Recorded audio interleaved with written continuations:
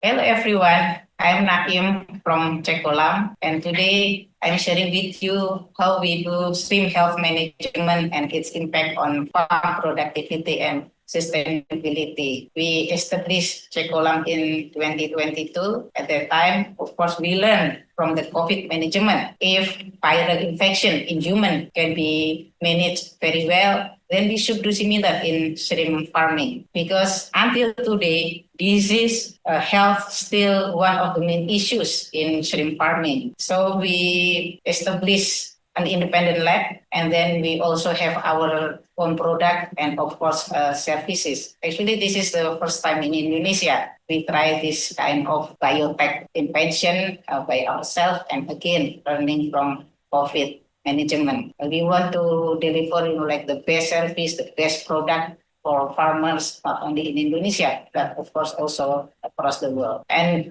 in 2022, the story in Indonesia is still about Apen, or at the beginning we know as EMS.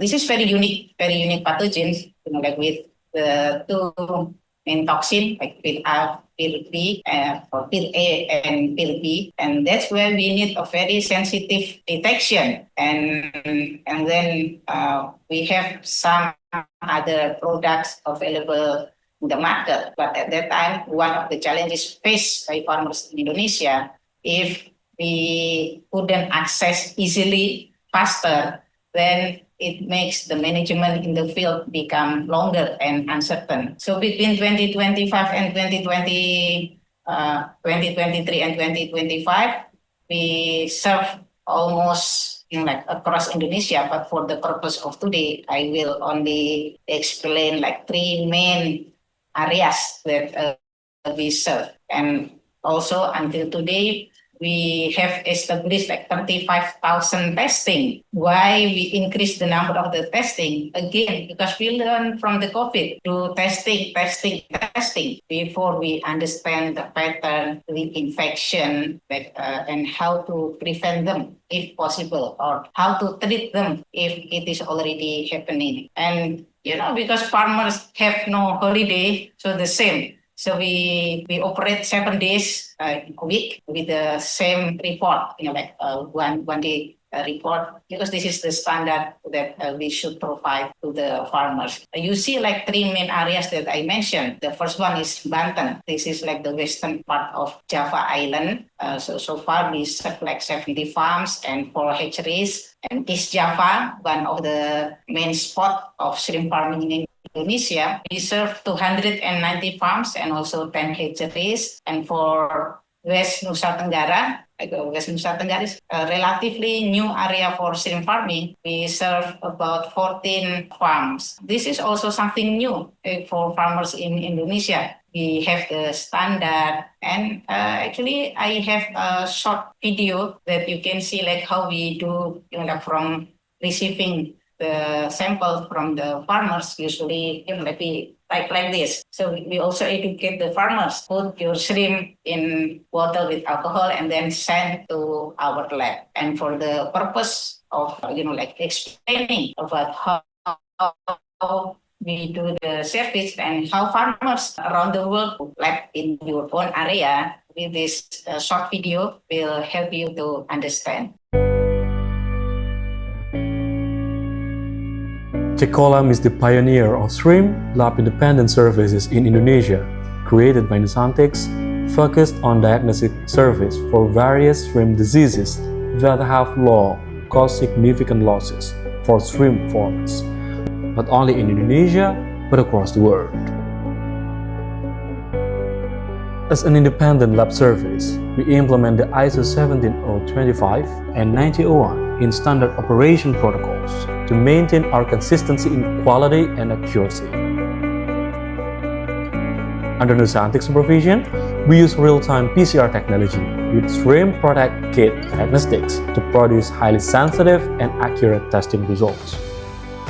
With this technology, Cekolam can help farmers identify pathogen concentrations long before the first clinical symptoms, and surely it helps farmers reduce sudden mortality. We care about how farming practices are all about data mining, we make it easy for you to understand the report with city values. It helps farmers get clear insight about the amount of pathogen level within their stream in a contented and color block, easy to read report.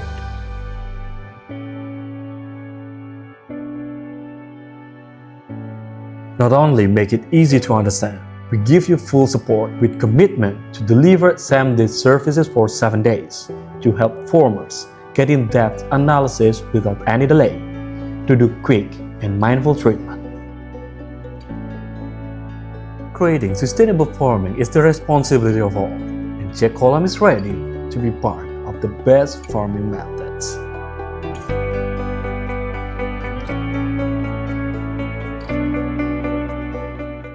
Yeah, so this is what we got from those three areas.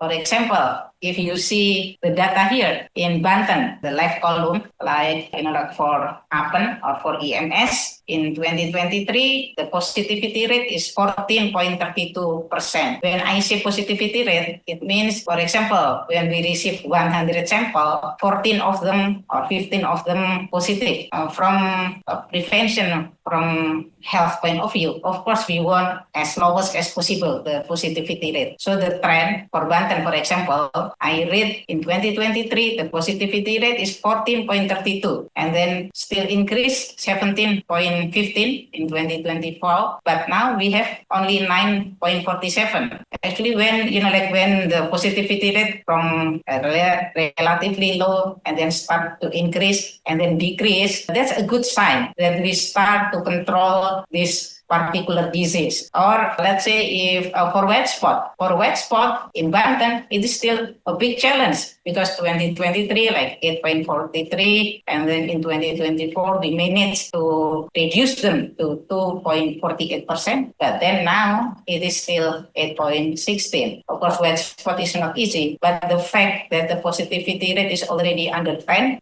we believe this is also a good sign. On the opposite, let's say if we see NTB, the West Nusa Tenggara, on the right column, like for Appen, 2023, 14.81%. And now we still have 20%. It means the infection is still going on. And we really need to do many intervention to handle them in the field. And we believe with more testing and then understanding the pattern, by next year, we expected the positivity rate to be lower. For example, 15 or even close to 10. Jawa Timur, in the middle column, as the hotspot of the shrimp farming in Indonesia, we believe for the EMS, for the Appen, it start to be, controllable because the number growing from 6 to 15, but now it start to decrease like 11. For white spot, it is still around 10%. And then EHP is like still going on in almost all areas in Indonesia. And the last one for IMNV in Banten, still a big challenge with 43.28%. And when we talk about IMNV, of course, it relates to feed management, like because IMNV would appear around 50 days when you have fed your shrimp and you are in the mood of uncertain whether you want to continue or you want to stop.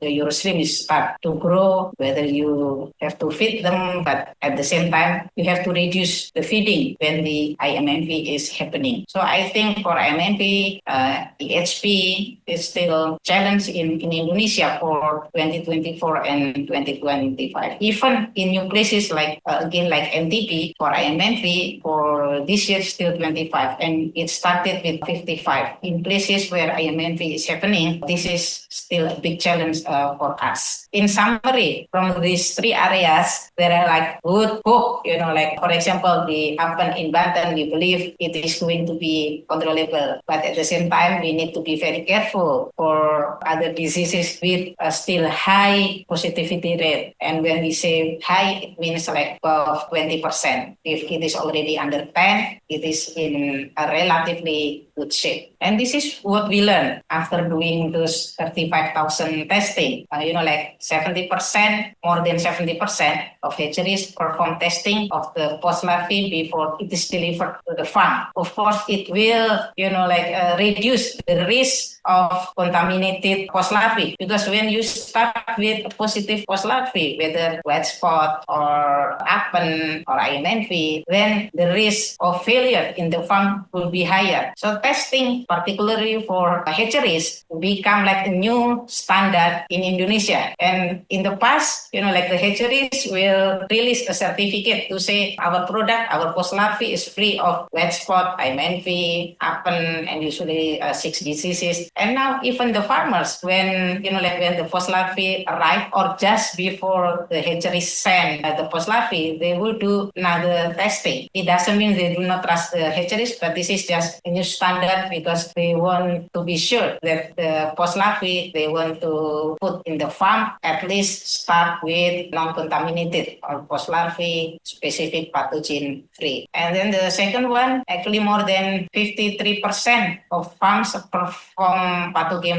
monitoring on a schedule to prevent rising mortality. For example, we have several farms, they would send the samples around day 10 to 15, and then let's say they are negative. Everything is negative. They will do another checking around day 30s, because around day 30 is very risky for white spot. And even if they found, everything was negative, they will do another testing around day 50. There's like the risk for IMNV, for the infectious myonecrosis. And sometimes farmers even ask me if our farms is in good condition, and then the risk is always negative. This is about prevention. Of course, we are happy if your farm negative for all diseases. We never expected to have positive result from your farm. The opposite. For example, one farm sent sample around day 15, and then we detected apen in those day 15. The farmers will do any intervention, the SOP, the standard operating procedures, to prevent this apen. For example, by adding mixed probiotics to enrich the microbiota, the microbiome, and the microbes in the water. And then they will do another checking around day 30. For example, if in day 15, the CT values is around 38 or even lower, like 35, and then they sent again in day 30, and we found, actually the CT values was higher. For example, from 35 and then it close to 40. Or if at the beginning it's already 30 and the second time they check, it became close to 40. And again, learning from COVID, it is a good sign if you start with low CT value and then end with higher one and even negative one. That's why we also educate the farmers that at the critical time for IMNP. And this is less than 30% farmers know what the next step after they get the PCR data. Of course, PCR data, on the one hand, we became familiar, but also then the question will be, what's next? Or so what? If my farm is negative, usually it is okay because we just continue farming. But when, when the result is positive, then whether you have to add maybe some immunostimulant, sometimes feed additive, and sometimes probiotics. Of course, we will see other data as well, the water quality, the water parameters, and then we will provide recommendation what kind of probiotics they should in the farm to prevent or to treat specific diseases, or what kind of feeding regime, whether they have to increase or maybe to reduce, or even to hold the feeding only for a short time, just to give, the farms to recover itself. And then less than 5% farmers success rate in handling repeatable pathogen infection in their shrimp farm. It was in the past. But now PCR data is like a puzzle missing before, in managing pathogen in the farm. And if the farmers did the intervention, without a proper knowledge and proper data, maybe the consequences even higher, because rather than handling the problems, you also cause another problem. This is just a little bit background, why, shrimp is very sensitive, because shrimp only have innate immunity immunity, different from human or even fish that have innate and also adaptive immunity. That's why we need to be very careful because there is no treatment or drugs at this moment for shrimp. So the best thing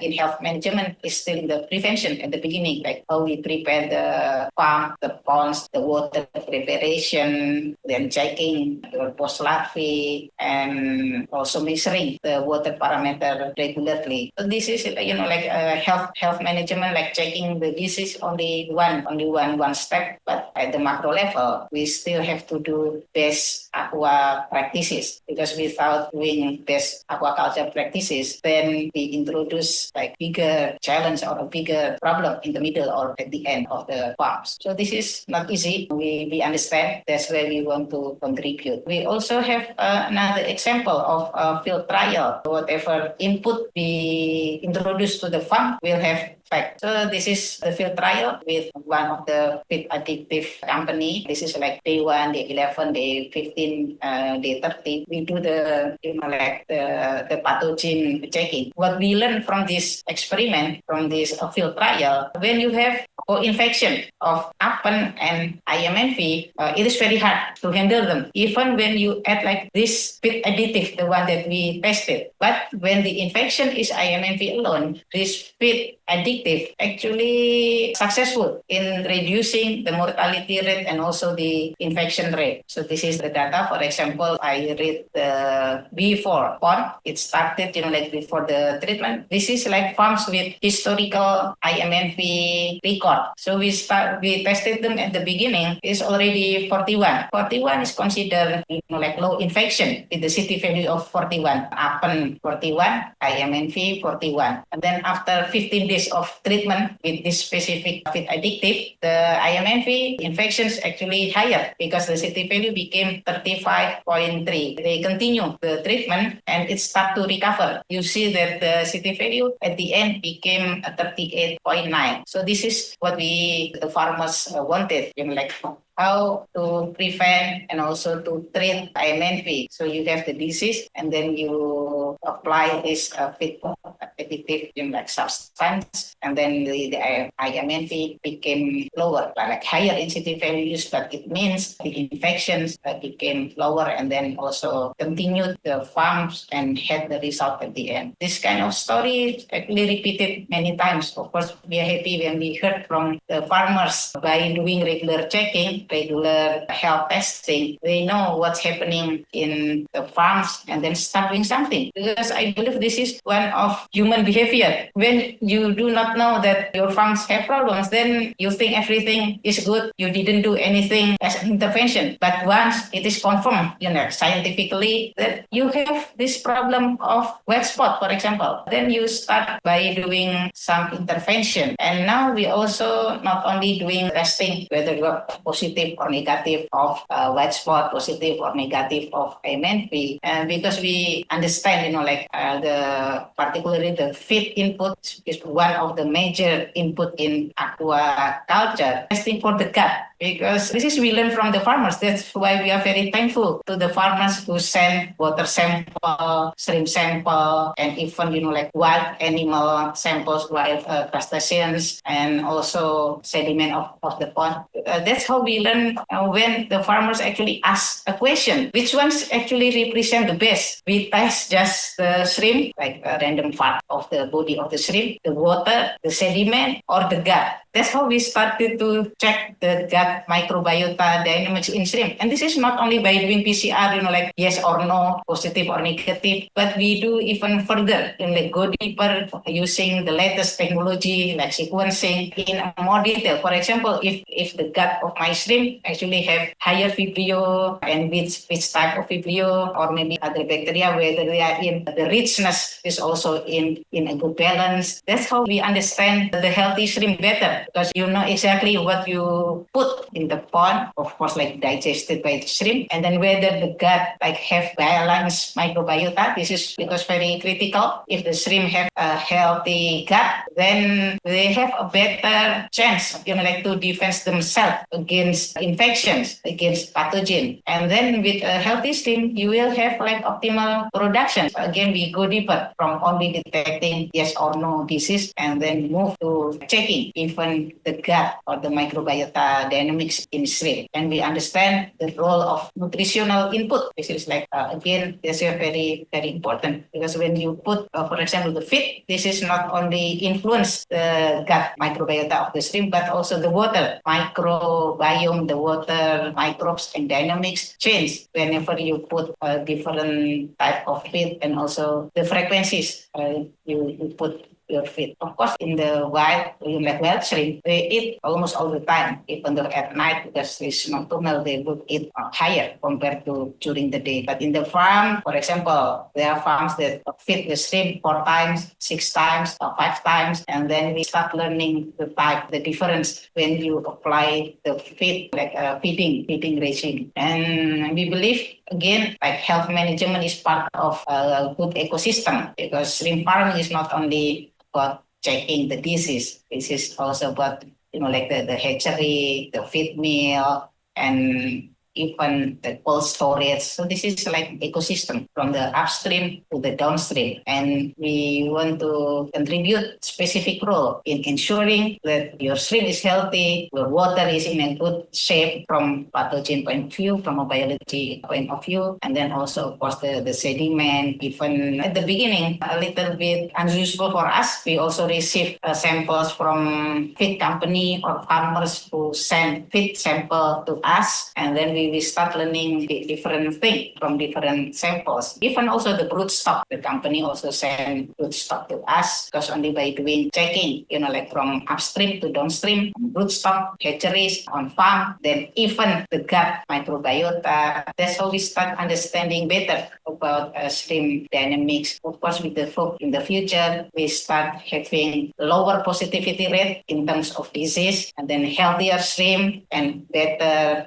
growth rate. For now, we are not moving, we are still doing the testing, like the RT-PCR testing, but also the sequencing, because only by doing sequencing, we can understand, for example, if you buy one product, probiotic or maybe immunostimulant, we do the checking, not because we do not trust the company, but so we understand better. Let's say if I put probiotics A into my farm, whether this probiotics change the dynamics in a good way, in a good sense, or whether it creates another problem. Because if we apply not a proper one instead of solving the problem, maybe you are introducing a new problem. So we have this kind of tagline to do check, and check, because with 3 checks, hopefully we can help the farmers. This vaccine farming is a very complex one. Again, the broodstock, the hatcheries, the farm, the feed company, the supplement, probiotics, we need to work together, because everyone is happy if shrimp productivity is higher, if we can maintain the growth rate, if we can handle the challenges, for example, in terms of pathogens. And our contribution from Cecolam is in ensuring whether the pathogens in your farm and how healthy is the gut of your shrimp by applying the latest technology, sequencing. Because only by doing that, we do it scientifically with high sensitivity rate, with high specificity rate, and we start handling shrimp problem one by one. So thank you, everyone. I hope you have a good result in your farm to feed the world. Thank you.